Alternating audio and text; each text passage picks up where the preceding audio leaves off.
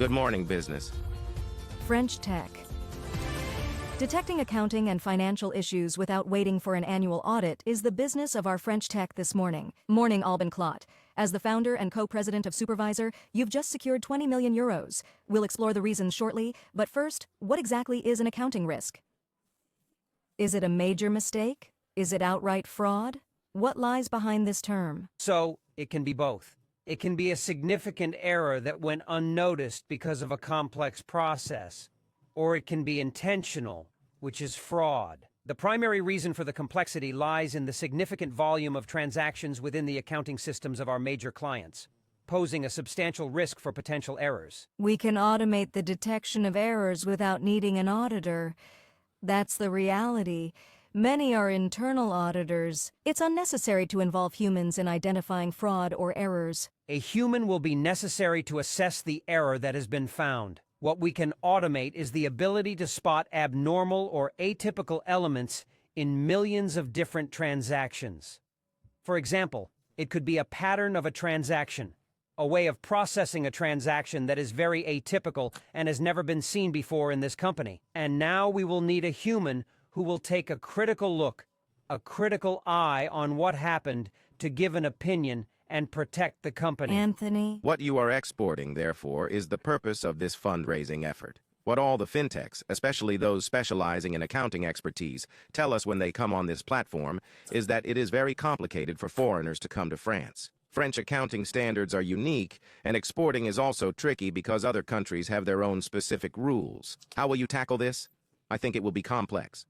Thus, we have already dealt with this complexity. We have dedicated 8 years to fundamental research and development for our technology alongside... Before you launch. Before we dive in completely, with the specific goal of establishing a fully standardized and universal approach to accounting norms. What does that imply? This means our technology can comprehend what a transaction represents in any country around the world and in any information system globally. With this model, our solution naturally understands what occurs. You can take it anywhere. This is why we established an office in the U.S. 18 months ago, and our current clients are international, operating in more than 40 countries. So you need large accounts because you obviously need volume. What are you selling? It's a fight against the fear of audits, the fear of missing something and facing a huge fine, right? This is a tool for market education, specifically the fear of audits. But we have a more positive approach.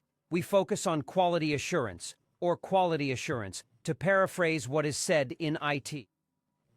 For instance, when we develop software, we write millions of lines of code, but if we don't test that code's quality, errors will arise. It's the same with accounting.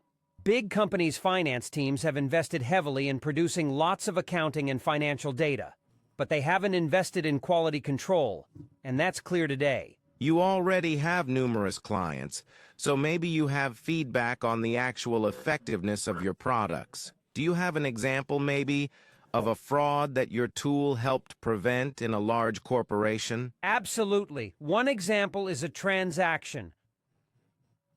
A supplier invoice that is entered and is about to be paid by the same accounting operator, violating the separation of duties policy as it's known in the company.